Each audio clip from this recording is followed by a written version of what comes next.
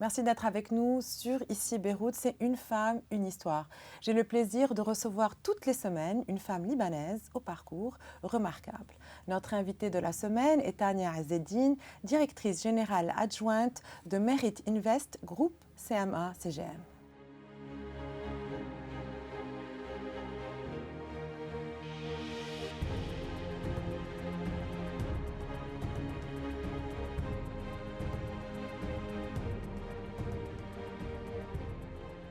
Merci Tania d'être avec nous. Merci Lynn de me recevoir. Vous avez plus de 25 ans d'expérience dans le domaine du management ou gestion, du marketing stratégique et du retail et être reconnue comme étant l'une des personnes les plus expérimentées dans ce domaine au Liban.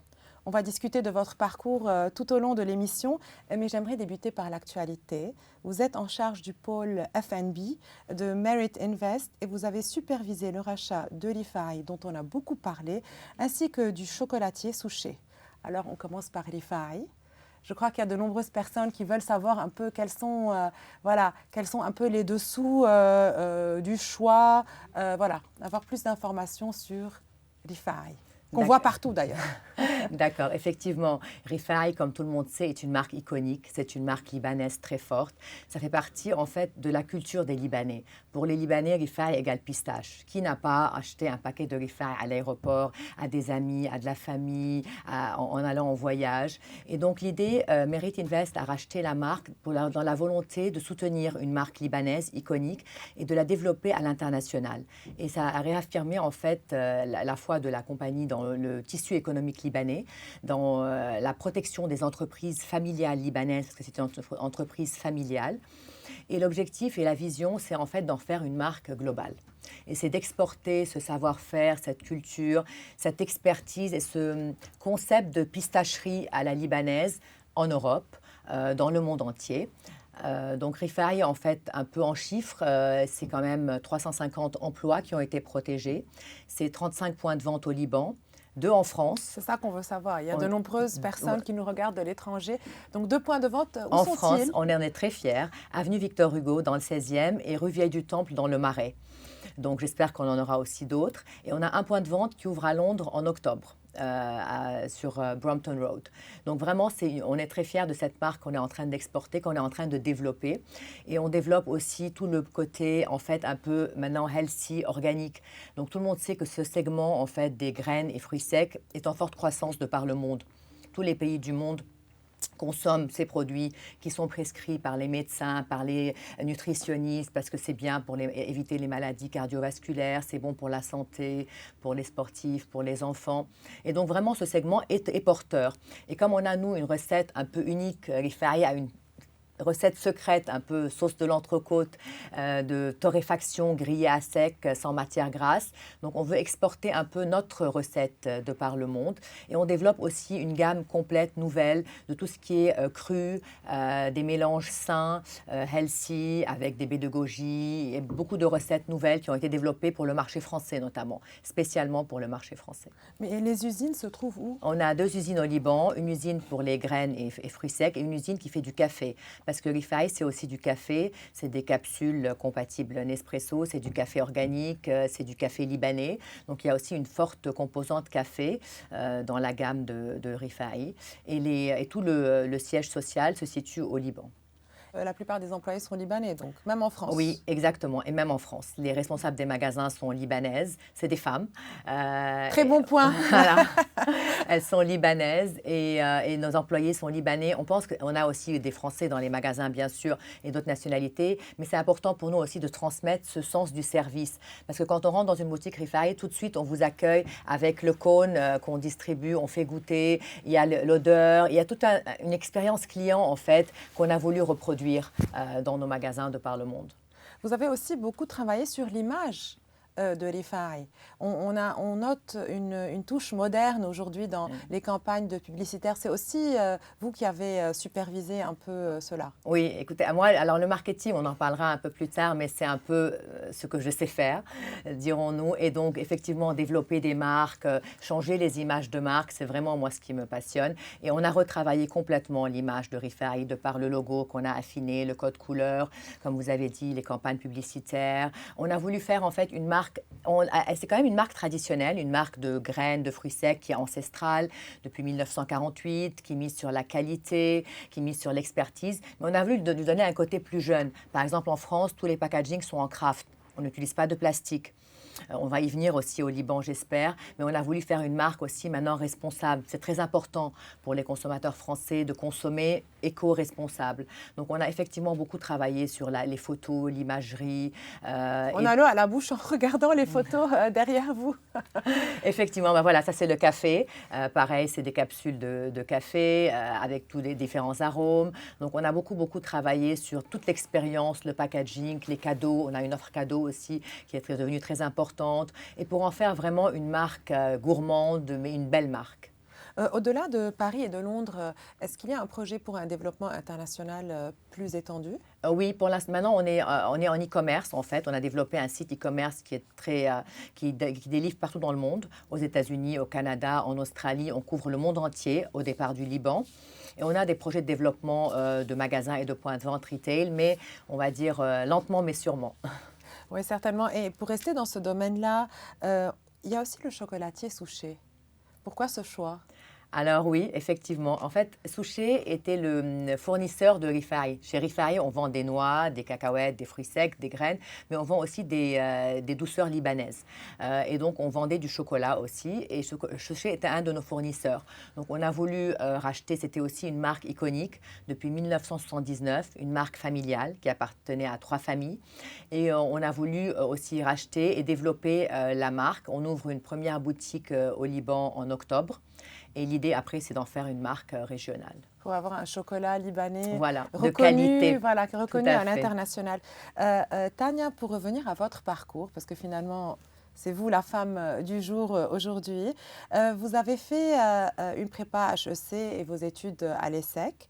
Et puis, vous avez travaillé chez LVMH et puis chez L'Oréal. Vous pouvez nous parler un peu de cette expérience dans le luxe, dans le marketing? Alors moi, la mode, j'aime ça depuis que je suis petite. Je crois que je suis tombée dedans. Et j'avais toujours rêvé de travailler chez LVMH. Donc j'ai fait l'ESSEC, prépa HEC, prépa très compliquée. Je ne sais pas si je le recommanderais, on ne sait pas. Mais c'est vrai que je suis sortie de l'ESSEC, j'ai eu la chance d'intégrer le groupe LVMH. C'est quand même un rêve de petite fille qui s'est réalisé. De toutes les jeunes filles qui nous regardent aujourd'hui. Et j'ai travaillé sur la marque, sur les parfums Christian Dior, sur le maquillage. Donc vraiment le rêve ultime. Ensuite, j'ai travaillé après LVMH dans une autre marque, un groupe iconique dans le groupe L'Oréal, où j'ai lancé Maybelline et j'ai travaillé pendant 5 ans sur les cosmétiques aussi. Donc vraiment, pour moi, c'était des rêves qui s'étaient réalisés. Ces 2 entreprises exceptionnelles, des groupes dans lesquels j'ai beaucoup appris, des vraies écoles de marketing et des vraies écoles de vie en fait. Et chez L'Oréal aussi, j'ai travaillé dans le luxe. Je me suis occupée du pôle luxe, donc Lancôme, Armani, Biotherme, donc plein de superbes marques que j'ai développées au Liban. Voilà. Et puis, vous décidez de vous lancer dans une nouvelle aventure, le family business, ou on va dire ça comme ça, avec l'ABC. Alors, pourquoi ce choix? Pourquoi ce changement? Alors, effectivement, c'est un changement. Et c'est un changement qui, au départ, était pour des raisons un peu spéciales, un peu personnelles, je vais vous raconter. Moi, j'étais chez L'Oréal, j'avais 2 enfants en bas âge. Et comme beaucoup de femmes qui travaillent à des postes de responsabilité, je me sentais coupable en permanence de ne pas pouvoir aller aux anniversaires, de ne pas amener mes enfants de l'école, de ne pas passer du temps avec eux. Et donc, je voulais travailler avec des horaires plus aménagés. Chez L'Oréal, malheureusement, ce n'était pas possible. Ce que je comprends, il y a une politique d'entreprise. C'était en 2000. Maintenant, je pense que ça a changé. Et donc, on espère. Ouais. Et donc, en fait, j'ai rencontré Robert Fadel, qui était propriétaire de l'ABC, et qui a accepté de me donner un poste de responsabilité, une direction marketing, avec des horaires aménagés. Et pendant 2 ans, j'ai pu travailler en m'occupant de mes enfants, en partant tous les jours, en quittant le travail à 15 heures. Et donc, cette aventure qui a commencé aussi avec une marque iconique, parce que l'ABC, c'est notre enfance. Qui n'a pas des souvenirs à l'ABC de Baillet à l'époque? C'était une marque qui était bleue et jaune. Moi, je me rappelle quand je suis rentrée. On a changé après. Et du coup, ça fait partie de l'ADN des Libanais. Donc, c'était une belle aventure, une aventure familiale. C'est le centre commercial de référence, il faut être réaliste, et qui a accompagné l'enfance de toutes les personnes qui nous regardent. C'est vrai. Et en fait, c'était une belle aventure parce que c'était une marque, une compagnie qui était très avant-garde, qui a lancé le premier mall à ciel ouvert au Moyen-Orient. À l'époque, le concept de centre commercial, même au Liban, quand il a ouvert à Ashrafi, tout le monde était un peu étonné. Donc, j'ai travaillé à l'ABC, c'était une superbe aventure qui a duré 15 ans. Je me suis occupée de beaucoup de départements. J'ai travaillé dans des zones où je n'étais pas forcément confortable. J'ai été en charge de la finance, de l'IT, des achats, de l'immobilier. Donc, j'ai fait tous les départements de l'entreprise. C'était extrêmement enrichissant et intéressant. Donc vous avez une expertise aujourd'hui dans le domaine des centres commerciaux que personne n'a. Oui. Exactement. Et c'était un monde qui m'a fascinée pendant de très, très nombreuses années. C'est tellement vibrant, ça change tous les jours. On est au contact des clients. Et surtout, on a développé, comme pour Rifaria, on a changé l'image de marque de l'ABC, qui est devenue moderne, qui est devenue plus précurseur de tendance. Et c'était une superbe aventure. Et pourquoi avoir quitté l'ABC? Je pense qu'il y a un moment pour dire au revoir et pour écrire une nouvelle histoire. Et moi, j'avais envie d'écrire une nouvelle page. Et donc, j'ai quitté l'ABC au bout de 15 ans. Je pense que c'est quand même une période qui est assez significative. Et j'avais envie de faire autre chose, de me lancer un nouveau défi. J'aime me lancer des défis. Au niveau personnel, c'est quelque chose qui me porte, en fait. C'est apprendre tout le temps, être dans des zones un peu d'inconfort au début, développer des projets. Et c'est vraiment ça qui me motive au quotidien. Donc, j'ai eu la chance d'avoir une nouvelle opportunité et que j'ai tout de suite acceptée et avec un défi qui est immense. Oui, une nouvelle opportunité dans un family business aussi, pas de la même dimension, mais aussi un family business. Ma question est, est-ce que c'est difficile de travailler avec des entreprises familiales? Alors, la réponse, pour moi, est non.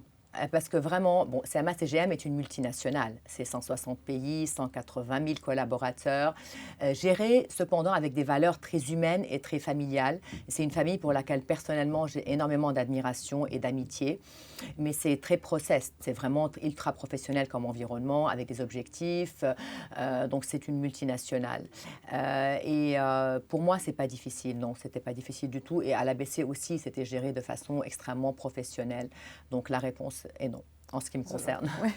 Non, pour les personnes qui nous regardent et qui travaillent dans des entreprises familiales, vous avez beaucoup voyagé et vous avez travaillé de très longues heures, vous nous l'avez dit. Ça demande beaucoup d'investissement personnel, parfois au détriment de la vie familiale. Combien, à votre avis, est-ce que c'est difficile? Là, par contre, la réponse est oui, c'est difficile. Il ne faut pas se leurrer, ce n'est pas une baguette magique et c'est sûr qu'on parle de l'équilibre et qu'on parle de l'organisation et l'aménagement. Bien sûr, c'est des techniques, on s'organise, on fait des fiches Excel, on fait des to-do list, tout le monde le fait. On court tout le temps. Voilà, mais c'est difficile parce qu'on sent quelque part qu'on est en manque en fait, ou avec les enfants ou au travail. Donc il y a des jours qui sont plus difficiles que d'autres, il y a des périodes qui sont plus difficiles, mais on s'adapte. Et personnellement, j'ai la chance d'avoir un mari qui est extrêmement, qui m'a soutenue et qui est très, très compréhensif. C'est un vrai, comme on dit en anglais, he for she. Et mes enfants, je pense que je les ai élevés avec le goût de l'effort. Et ils ont vu que leur maman, elle travaillait tout le temps. Elle travaillait tout le temps, elle se levait tous les matins. Et ça leur a peut-être permis d'être plus autonomes, je pense. Enfin, les études le disent, que lorsque la maman travaille, les enfants sont plus autonomes. Vous le faites aussi. Donc, je pense que, voilà, et maintenant, ils sont grands, ils ont 22 ans et 19 ans, donc on leur demandera ce qu'ils pensent, mais je pense que c'est bien aussi qu'ils pensent que leur maman était épanouie. En rentrant du travail et je peux quand même passer du temps avec eux. Les week-ends, c'était sacré, les vacances sont sacrées. Donc voilà, après, on fait du mieux qu'on peut, mais c'est aussi un choix de vie. Et c'est là aussi où on s'épanouit. Donc, Bien sûr. Pour revenir un peu à... Vous avez de nombreuses casquettes et donc vous êtes au conseil d'administration de la fondation CMA-CGM qui aujourd'hui offre de très nombreuses bourses dans le domaine de l'éducation. Est-ce que vous pouvez nous en parler? Alors la fondation CMA-CGM, effectivement, a été créée en 2005. Elle est dirigée par Tania Saradezani. C'est une très grande fondation qui vraiment travaille sur deux piliers très stratégiques. L'aide humanitaire d'urgence, et l'éducation pour tous. L'aide humanitaire d'urgence, vous l'avez vu en 2020 avec le bateau humanitaire quand il y a eu le blast au Liban. Donc la Fondation est présente sur toutes les catastrophes naturelles au Liban, en Inde, en Turquie. Et le volet éducation est très important parce que l'avenir d'un pays passe par sa jeunesse et par son éducation. Et au Liban, quel meilleur exemple que notre pays où vraiment il y a un énorme besoin au niveau éducationnel. On a une jeunesse qui est extrêmement talentueuse et qui a besoin de support. Et donc, la Fondation aide au niveau des bourses scolaires, intervient aussi dans les écoles en installant des panneaux solaires. Et le groupe CMA-CGM a lancé un programme à l'initiative de notre président-directeur général Rodolphe Saadé en 2021 qui s'appelle le CMA-CGM Excellence Fund for Education in Lebanon. Et en fait, on donne chaque année 145 bourses scolaires dans des universités de prestige et de renom. Dans le monde entier? Oui. Alors au Liban, c'est l'EUB, l'USJ et l'ESA. En France, c'est HEC Paris et Polytechnique. Donc, les meilleures universités. Et en Angleterre, c'est King's College, UCL et Oxford. Donc vraiment, on donne la chance à des talents libanais d'avoir la meilleure éducation qui soit pour après, un jour, qu'ils puissent rejoindre soit le groupe CMA-CGM, soit une autre multinationale. Vous recrutez, j'espère, on en profite. Oui, on recrute toujours des talents. Et on soutient la jeunesse libanaise dans ça parce que vraiment, c'est la solution pour le ce pays. pays. Bien sûr. Les bourses scolaires sont des bourses d'excellence ou ce sont des bourses en fait pour soutenir les familles en difficulté? La bourse, elle est attribuée sur 2 critères. Le mérite, l'excellence et le besoin financier. Dans toutes les écoles au Liban? Les bourses sont dans des écoles, oui, dans différentes écoles au Liban, on donne des bourses scolaires effectivement aussi. Et pour les bourses universitaires, ce sont des bourses d'excellence, indépendamment du fait que la personne ait les moyens? Non, en fait, elles sont aussi, les bourses universitaires dans le fund, le CMA-CGM Excellence Fund, elles sont aussi sur le critère du mérite et du besoin. D'accord. Elles sont donc sur les 2 c'est critères. très important à savoir. Et c'est les universités qui font les sélections. Nous, on n'intervient pas dans la sélection.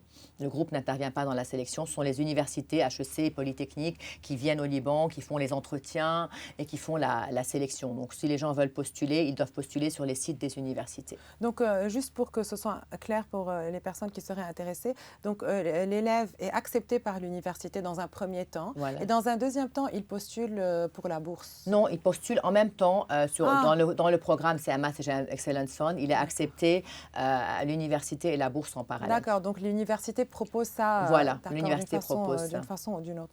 C'est très intéressant et je crois que c'est vraiment très utile vu la crise que le pays continue de traverser. Je veux revenir un peu sur l'école 42. Vous êtes présidente de l'école 42. Vous pouvez nous en parler parce que je crois que ça intéresse beaucoup de personnes. Alors oui, moi, l'école 42, c'est un sujet qui me passionne déjà parce que je trouve que c'est, nous, en entreprise, on a une responsabilité. Des cadres d'entreprise, on doit pouvoir faire quelque chose au niveau civique et on a une responsabilité morale d'aider. Donc moi, tous les projets d'éducation me passionnent. L'école 42, en fait, c'est une école d'auto-formation, c'est une école de coding, une école de coding. C'est la grande tendance aujourd'hui. C'est la grande tendance. Elle fait partie d'un réseau mondial qui est le réseau 42. Elle a été créée à Paris, la première. Maintenant, il y a 50 écoles dans le monde, dans 31 pays. C'est une école qui est très spéciale parce que c'est un enseignement qui est disruptif. C'est une école qui est 100% gratuite. Les gens qui font 42, ils ne payent rien dans tous les pays du monde. Et c'est une école qui n'a pas de professeur. C'est un enseignement qui est en fait uniquement en ligne, par projet. C'est un diplôme d'État français qui est un des 3 meilleurs diplômes de coding en Europe. Et l'école va ouvrir au Liban début juin. On est actuellement en phase de sélection. Juste pour information, on a reçu 2500 applications, on a 150 places. Donc vraiment, ça explique l'engouement pour cette école. Et c'est une école qui est 100% gratuite, financée par le groupe CMA-CGM, à l'initiative aussi de Rodolphe Saadé, qui œuvre beaucoup pour l'éducation au Liban. Mais juste pour avoir un peu plus de détails, donc ce sont des élèves ou des universitaires? L'école, en fait, les critères, il faut avoir 18 ans. Pas avoir de diplôme, ce n'est pas requis. On peut avoir 18 ans, 20 ans, on peut avoir 50 ans et avoir envie de faire un diplôme en coding. On peut intégrer 42. Donc, c'est ça qui est intéressant. C'est des hommes, des femmes, des gens qui travaillent, des élèves, des gens qui sont en reconversion professionnelle. Donc, c'est très, très variable. Il y a un examen qui s'appelle en fait la piscine que vous passez à l'école. C'est 26 jours de coding.